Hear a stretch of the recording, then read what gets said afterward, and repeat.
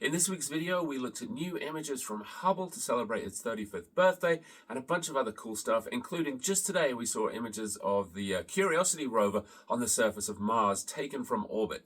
Absolutely incredible stuff. Hope you enjoy the video. Please like and subscribe. I will see you next week. The annual Lyrid meteor shower will be active through April the 25th, and it will peak on April 22nd. Meteor showers happen when the Earth passes through the debris left behind by a comet. Since that debris is always in more or less the same place on the Earth's orbit around the Sun, the meteor shower happens at the same time each year. The Lyrid shower is caused by the debris trail of Comet Thatcher, and it's usually quite an active display. Expectations for this year are not for one of the best showers, but it could still produce tens of meteors per hour, and it's worth spending some time outside over the next couple of nights. You don't really need any special equipment to hunt for meteors, just your eyes, maybe a blanket to lay on, and the darkest skies that you can find near you. In darker skies, you'll be able to see fainter meteors, so your overall meteor count will be higher. You also don't need to stare right at the Radiant, which is in the constellation of Lyra for this shower, since meteors can be seen in any part of the sky. If you want to try and capture a picture of a meteor, your best bet is probably long exposures with a DSLR, but get creative and use whatever you have on hand, like a cell phone. You never know what cool images you might end up with. However you choose to enjoy it, make sure to catch a few Lyrids between now and April the 26th. Check out this amazing time-lapse of images captured by NASA's Lucy spacecraft. The asteroid you see is called Donald Johanson, and it was visited by Lucy on April the 20th when the spacecraft got within 960 kilometers of the surface. Due to rapid variations in observations of the asteroid's brightness, astronomers suspected that Donald Johanson formed when two small asteroids joined together, and you can kind of see that in this image. There's a ton of other useful geological information the team is hoping to extract about the asteroid once it has more time to analyze the data. Donald Johanson is not one of Lucy's primary science targets. Those are a series of 8 Jupiter Trojan asteroids and their satellites. Jupiter Trojans are 2 groups of asteroids whose orbits around the Sun slightly lead and lag that of Jupiter, although they're not particularly close to Jupiter itself. Lucy will visit a total of 3 asteroids in the solar system's main asteroid belt. It flew past Dinkinesh in 2023, just now Donald Johanson, and then Eurybates in 2027. Then it will start investigating the Jupiter Trojan asteroids for the rest of its 12-year mission. Hopefully we can look forward to more stunning views of these asteroids in the future, as well as new insights into what these asteroids can tell us about the history and formation of our solar system. NASA and ESA released 4 new Hubble Space Telescope images today to celebrate 35 years of this incredible orbiting observatory. First up, this amazing look at Mars from December of 2024. The red planet looks just incredible in these shots, and the details are amazing. The second image is this banger of NGC 5335, a beautiful barred spiral galaxy in the constellation Virgo, about 235 million light years away from Earth.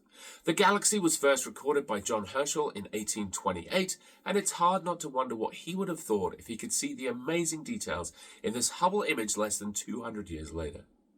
Next up is planetary nebula NGC 2899, another discovery of John Herschel, this time in 1835. NGC 2899 is a southern hemisphere object from Earth lying about 3,000 light years away in the constellation Vela. The final image is a small piece of the Rosette Nebula. This field is only about 4 light years across at the 5,200 light year distance of the Rosette Nebula and represents only about 1/25th of the total nebula.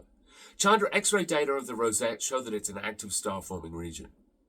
These images show the amazing work Hubble continues to do 35 years into its mission and are a reminder of the importance of funding scientific research, which gives us these incredible insights into our universe.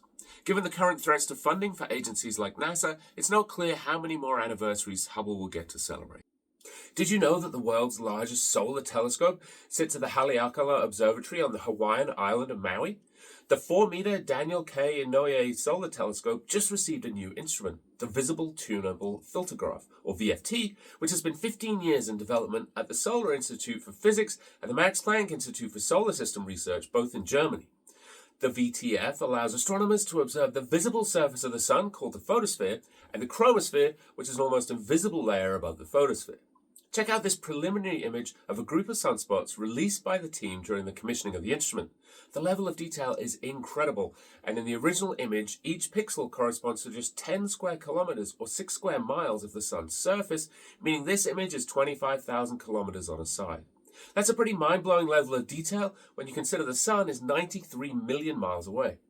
You might be thinking that VTF is a small camera that attaches to the telescope, but getting such incredibly high-resolution images of the Sun isn't easy.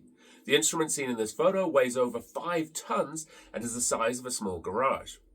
Once VTF is fully commissioned, it will be able to filter light from the Sun to an accuracy of a few picometers and provide hundreds of images per second at unprecedented spatial and spectral resolution. The goal is to gain new insights into our very incomplete understanding of the mysteries of solar physics, solar plasma, sunspots, and the solar magnetic field. The telescope is funded by the National Science Foundation and operated by the National Solar Observatories. Here's a couple quick space and Earth science updates for today. Check out this cool image of NASA's Curiosity rover in the process of driving across the massive Gale crater on the surface of Mars. Complete with tire tracks showing where the path of the rover was, this image was taken by the HiRISE camera on the Mars Reconnaissance Orbiter. It's believed to be the first image taken from orbit that actually shows the rover in motion. The tracks in the image are about 1,000 feet long and represent a month's worth of progress for Curiosity.